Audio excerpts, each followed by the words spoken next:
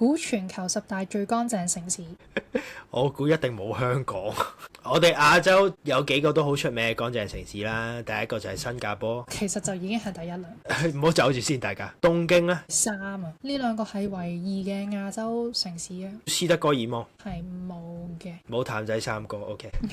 有冇北歐城市先？3個。哥本哈根。4。估 Oslo 啊？冇喎。芬蘭。赫爾辛基係第5。OK，好，咁第2都係歐洲嘅。哦，應該係喺瑞士蘇黎世。Yes， 蘇黎世係第2。除咗表面上街道嘅乾淨，佢可能你會有講一嚴謹嘅法律去控制污染啊，亂咁掉垃圾啊，或者 recycle 個 system 係好好嘅嗰種。咁我知啦，慕尼黑。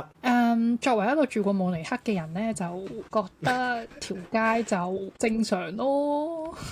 正常咯，唔係特別乾淨咯。係啦，因為你知德國係要好環保噶嘛，佢哋好 focus on 再生能源，跟住其實有好多公園嗰啲嘅，咁所以呢啲佢都係立喺佢 criteria。有一樣我幾 appreciate 歐洲，好似瑞典都有做，咁我其他國家唔肯定呢，就係佢可以回收晒所有膠樽，之後可以當錢用。我相信大家都知道呢個無家者嘅問題都好嚴重。你如果有見到啲無家者嘅時候呢，你可以俾啲水樽佢，咁佢啲水樽就可以換食物或者換翻錢，咁就唔使下下就要俾錢。慕尼黑第8。仲有冇德國嘅城市？冇嘅，佢所有國家都係得1個城市上榜。頭先我講話叫做北歐呢，係有3個地方啦。Iceland、雷克雅維克啊，排第6。不過咁講，冰島嘅人口少咁多，如果你只要管得掂啲遊客，應該就環保同埋個污染就冇咁嚴重。如果喺向呢個方向，係咪澳洲都有啊？澳洲嘅 friend 紐西蘭，我估係威靈頓啊，排第7。咁呢個 tips 就係一個係喺美洲嘅，一個係歐洲嘅。加拿大啊？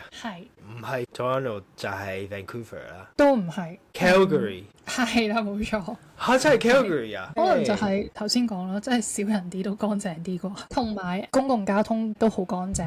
咁最後一個係歐洲。小國定係大國？算小中型啦。係咪波羅的海嗰邊啊？大過佢嘅中歐嚟嘅。波蘭？唔係。但係咪？其實我覺得波蘭都好乾淨。我都覺得波蘭好乾淨嘅。波蘭嘅下邊啲咯。Austria。維也納都係空氣清新啊，跟住有好多綠化嘅地方啊，垃圾分類所有嘢都 OK 咁樣。冇計啊！我喺香港可能要做得好少少。係，可能我哋嘅 recycle 唔夠，同埋可能佢 air 上個月翻咗嚟咧，啲空氣真係我自己都頂唔順，病咗2個禮拜，大佬。